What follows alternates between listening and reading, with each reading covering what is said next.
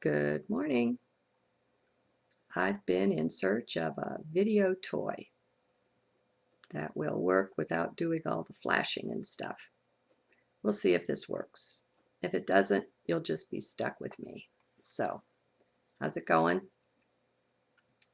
As usual, everything is in a state of flux here.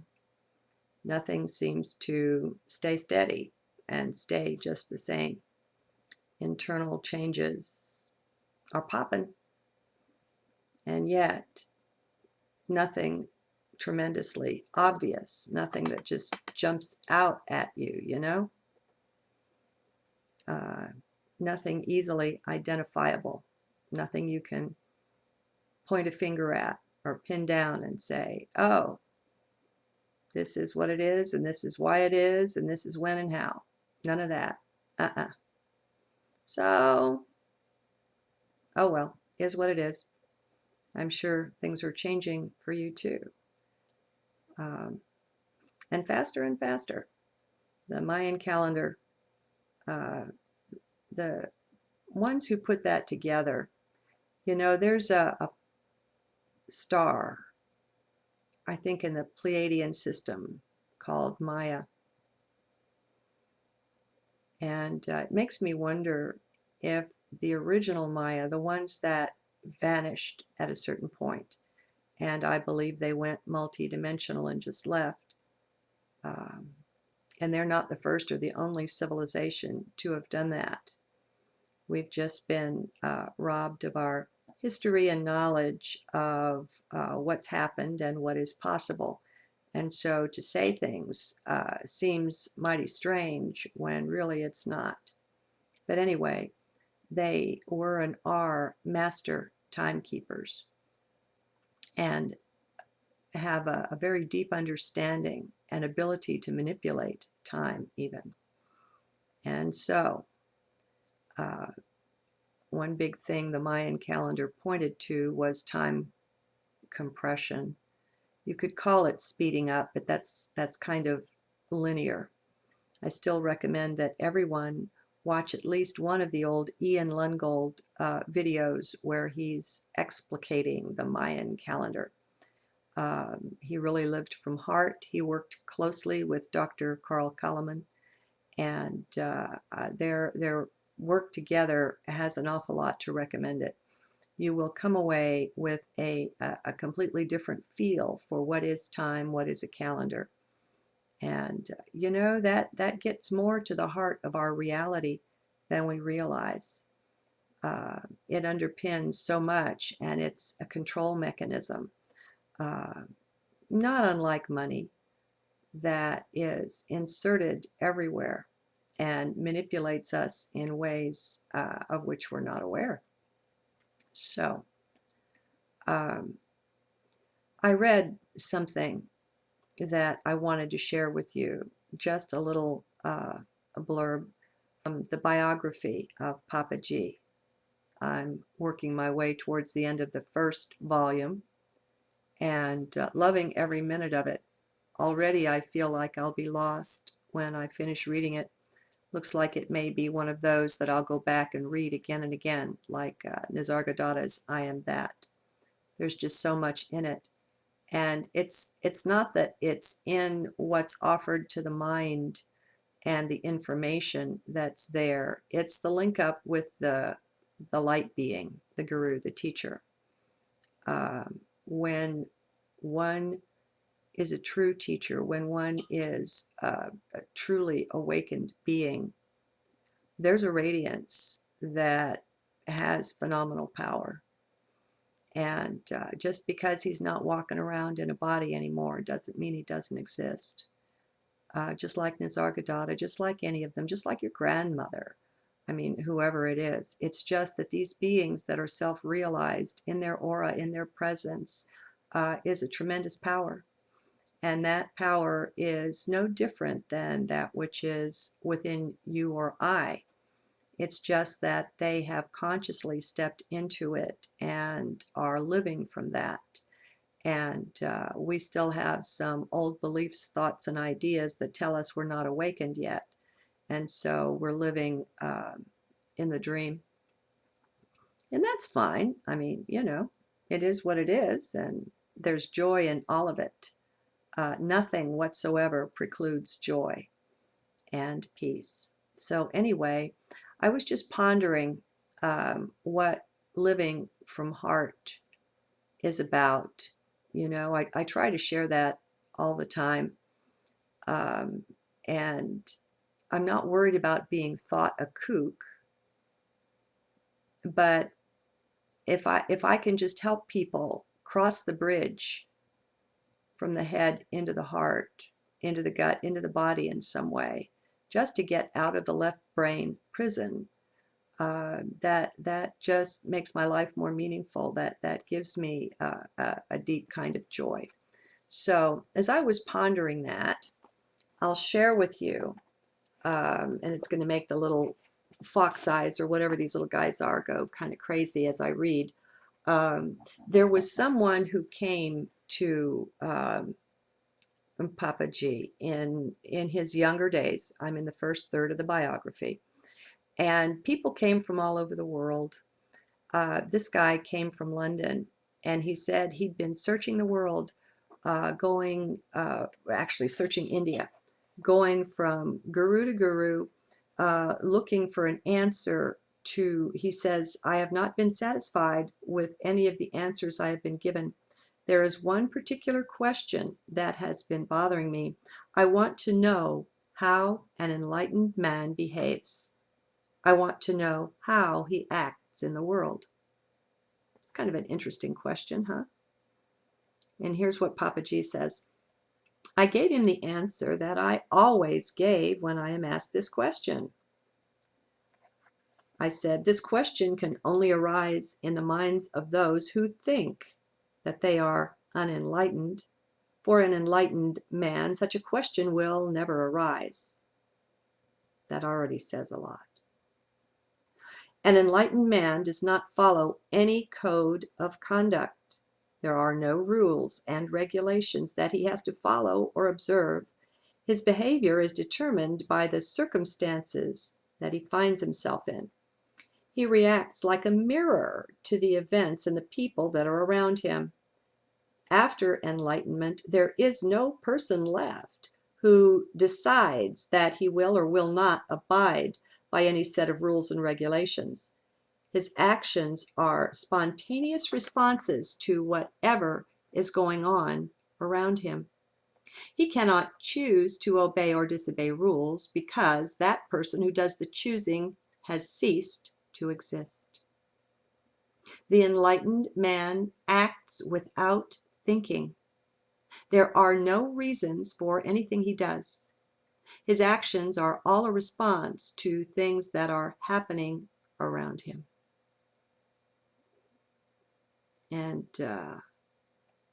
one more little bit. He says, you can also say that he is like an electric light in a room. The activities in that room all take place in that light, but the light itself plays no role. The enlightened man is a light that simply shines. He does not do anything else. He witnesses all the things that are illumined by the light, but he takes no part in him. And it's fascinating because this man who had been searching and searching said that, well, I'll just read it. You have given me everything I came to you for, he said. I don't need to stay any longer. I am now going back to London. I am completely satisfied with what has happened today. And so he stayed 10 minutes. He'd been on this search forever. You'd think, he would have stuck around since he'd found an enlightened man, but that was sufficient. He was satisfied. He left. His quest was over. Well, I thought it was really beautiful too, so I wanted to share it with you. And we can contrast it, like when we're looking at these two little cubs here. I was thinking of duality and how things to come into physical manifestation split out into the positive and negative, the male and the female. And it's really all one, but we have the appearance of multiplicity. And yet there remains the underlying oneness. And where are we focused? when we're focused in the head, we see separation. This leads to specialization, which leads to fragmentation. And you can, along that path, wind up with the brother against brother thing, fighting wars, doing damage, and having a prejudice, having anything at all against your fellow man. Even the Illuminati, if you have something against the Illuminati or the powers that be, that's not a full awakening. If that's the case, they are the one. Christians have some problems with this because even Lucifer or Satan or whatever, that's part of the one also. And that's not, there's no place where God is not. Omnipresence means omnipresence. It doesn't mean omnipresence everywhere except for this one little corner where we've put this thing, and we're not present there. The one is the one is the one. And there are others that, through their misunderstanding, it's not a concept, it's a reality, this oneness. Through their misunderstanding of that, we can go off in all kinds of wacky directions. And just like through the misunderstanding or the misapplication of the understanding of reincarnation, we could have somebody so careless about death because they know, well, we'll just be born again, what the heck, or the misunderstanding or the misapplication of the understanding around eternity. Well, I've got eternity to get it, so I don't need to get it now. I'll just take some time and play. So you can take any sacred knowledge or teaching, and it's little wonder some of these things were kept hidden because they can be distorted, abused, and misapplied, which amounts to just misunderstood in 3D. Well, my walk has taught me that it's mind that does all this misunderstanding, all this separating out, and failing to be the oneness. And so, at a certain point along our path, we fall in love with truth. And integrity is the only way that we can live going forward. It's just not possible to violate that. And if we do, we suffer tremendously. And so at that point, we might be wanting to present the same face to everyone as a part of that integrity. But still, that doesn't work for me because as we read there with Papa G, he's not focused in himself at all. There's no self there. There's just no self. And it's way different than the mind can understand or comprehend. And the mind, in trying to understand it, just comes up with all these dumb ideas, you know. It's not something that can be understood, but it's something that can be lived. And so we can have the experience of it.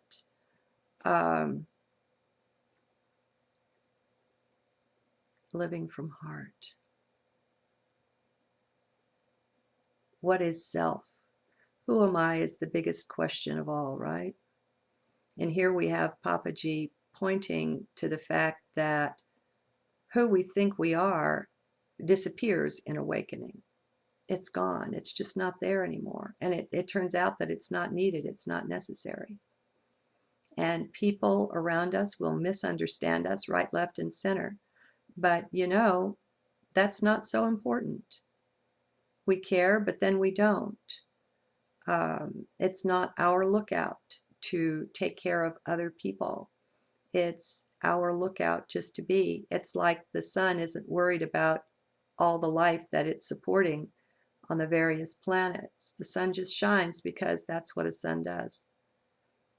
And things just aren't the way the mind has it all worked out that they are. I'm seeing more and more that the mind is a dangerous place to park. It's a great tool, but it's not the best place to be. Now, someone passed me a link the other day that I'm really grateful for. And so I'm going to share it in this transcript. And it's to some, well, the link I'll give you is to a video that's over 4 hours, and it's basically just an audio. There's no video, so you can download the MP3, and it's to somebody who's living from heart. And this person, it's a man. He was a doctor, uh, practicing physician, and walked away from that in some way. I don't know. He's got maybe, I found maybe 15, 20 hours of talking on the web. I haven't listened to it all, and when you listen to it, one listening isn't enough. This is one that I had to pause frequently, to press pause frequently, because what he's sharing is deep enough that you've really got to be present with it. You can't be doing two things at once, which, I admit I do that a good bit.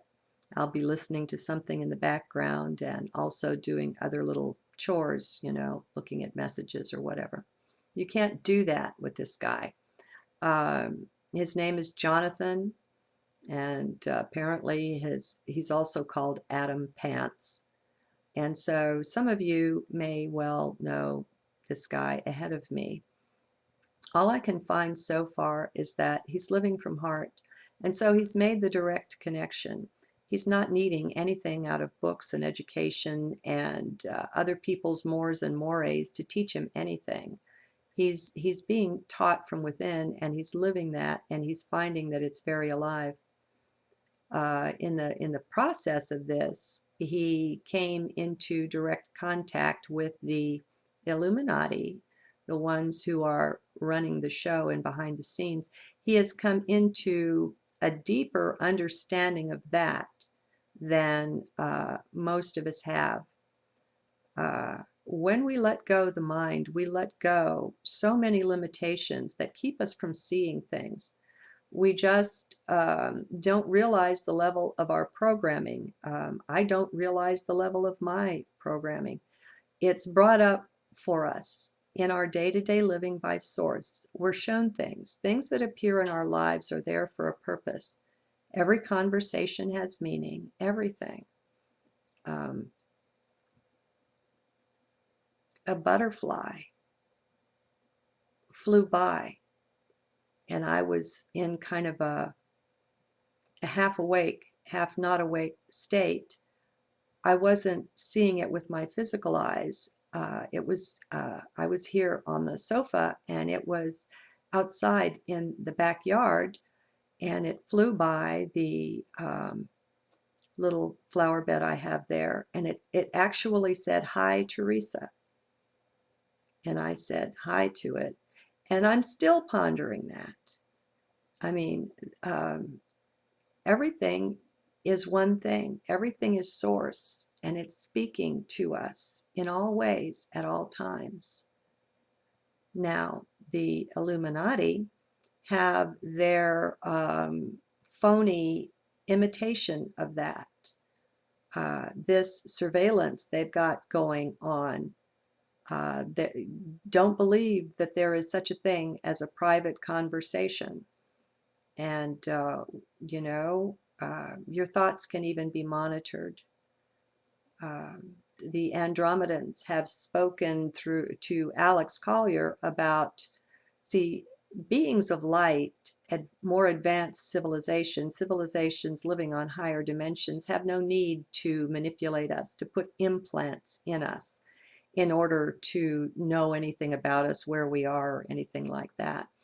And the way they have some way of capturing a train of thoughts, and they can tell in some way with their technology, by the vibration or the frequency, whatever, they can tell by the train of thoughts the advancement of a particular individual.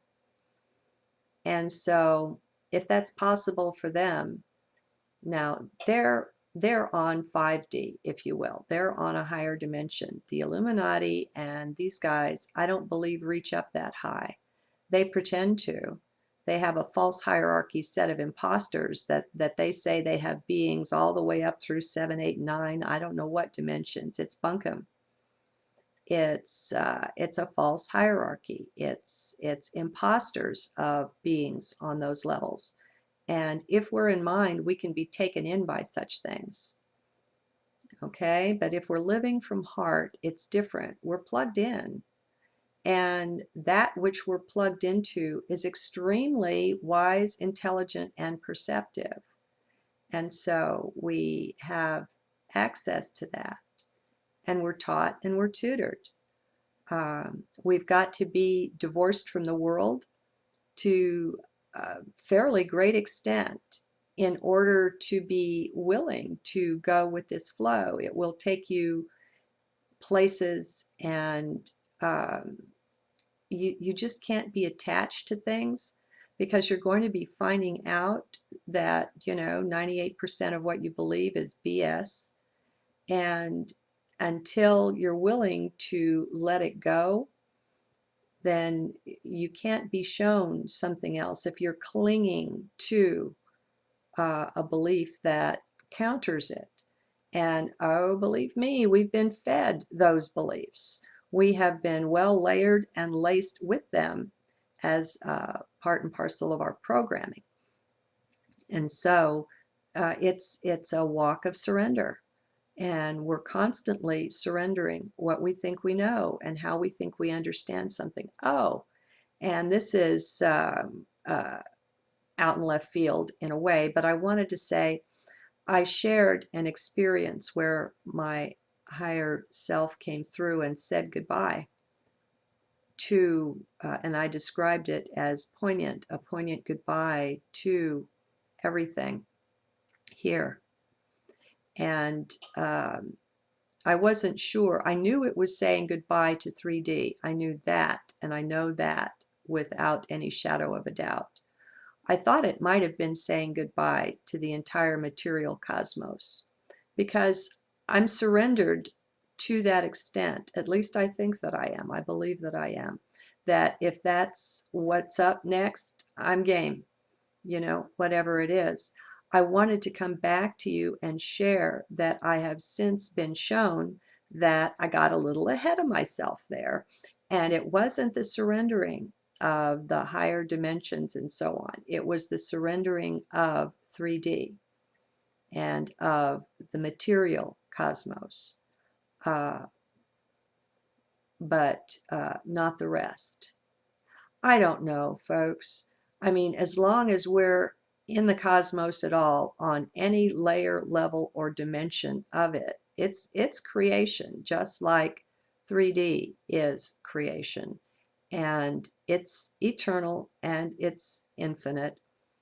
But it's also, how can I say it's also limited? Isn't that funny? You see, we have prime creator or source or whatever we want to call it that exists and that pre-existed the creation, right? So there is that which is above and beyond the creation. The creation is not all that there is. I often say there is the void, but that's not all either. And so I'm ready to even step into that should opportunity present itself. And so it's so much fun surrendering our attachments to things, because there's no telling where we wind up. I mean, you can find yourself in deep, intimate conversation with a planet, with the sun, with anything, with a grasshopper.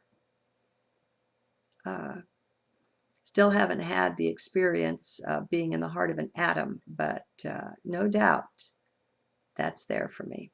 All right, what else did I want to share? Okay, just to use it as an example, we're talking about living from heart and what that's like and how it's different.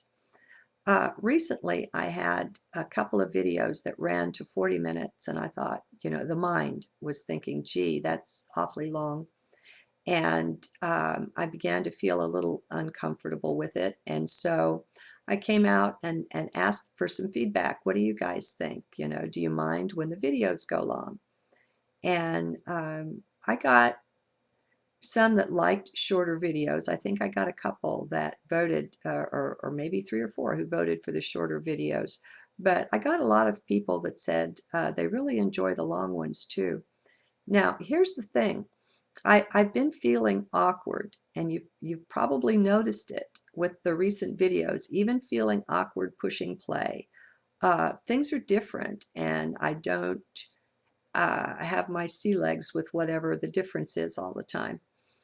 And so, what I've noticed about this is that it's as if I was living from and making these videos in order to try to please an audience with the audience in mind. I have to tell you, friends, that I don't do that. It's whatever comes, and there's really no thought or almost no thought behind it. Now and then I'll play a game and I'll put some ideas down on a piece of paper, but that's not so great either. It just maybe it's a measure of discomfort. I haven't found myself yet. Uh, but I wanted to say that I don't seek to please an audience. I don't see if I wanted to have lots of people watching my videos, well, that's easy enough. You talk about the right topics that everybody's interested in. Like, turned out the web bot is pretty fascinating, and the ET stuff and so on. It would be easy enough to pick topics to get high marks as far as numbers of views and that kind of thing. I'm not interested. It just doesn't matter at all. It really doesn't. And so, oh, I don't know if this is coming through or not. I'm not going to worry about it. It is what it is. Okay, so now what I want to tell you about, I want to talk for a minute about Jonathan. He presents an awful lot. He's got a very good understanding of things combined with his medical training, knowledge, and experience. Um, he's good with physics, he's good with chemistry. And so he's got the tools that enable him to look deeper into things and come even to a mental understanding of how they're put together. And he shares that, and it's really neat. And it's not the way science thinks. And I like that, because if he was agreeing with science, I was out of here. They're just too limited. If they can't even take consciousness into account, then they're nowhere, because that's the foundation of it all. That's what creates it all. And they're lost. And it's fun and it has its uses, obviously. But it's not ultimate enough. Those of us that are worshipers of truth, we've cast caution to the wind, and it's the ultimate, and nothing else will do. We've set our hearts on it and in it, and that's the boat that we ride, and it goes where it goes, and we're really not in control of that. But we can recognize something that is lesser. We can identify what it's not. And maybe it's this wisdom behind the neti thing from Asia. You get to where you can say, no, it's not this, and no, it's not that, even though everybody on the planet would believe it was thus and so. If you're living from heart, you have the power and the strength to go a different way and say, no, sorry, that's just not how it is. And so it's a strange place, at least to the mind. Now, he he will expose the darkness to you in ways that you haven't seen it before, perhaps. I don't know. I can't speak for all of you guys. Uh, he's he paints quite a picture of how all pervading the spying is, the programming is, the underlying control and manipulation. What I want to say to that is I haven't listened to all of his stuff. I am hopeful that he will present some sort of balance as far as plugging in not just to the dark, but plugging into the light. And it is also all pervading, more so, obviously. But he's got a pretty good handle on the control mechanism here in 3D, and that's what he's presenting. And so I just want to say, be sure you're in heart and don't listen to too much of it. If it's kind of getting you down, take a break. Go listen to something else. Maybe come back and listen to one of my crazy videos or something that'll uplift you a little bit and get you centered back in heart. He's really strong. He's really anchored in that. He's come a long way, and he's able to deal with that kind of stuff kind of nonstop that way. That doesn't mean that we are. And I have found it highly advantageous when I'm reading anything to take frequent pauses. And just for a few minutes, just to pause for a few minutes, even if I do nothing but, look out the window, feed the birds, let the dog out. When I come back to it, what I've done is I've given what I just read a chance to anchor and to sort itself out in the internal filing system. And that way, when I go forward, there's just a deeper understanding. I don't have to go back and study things if I do it this way.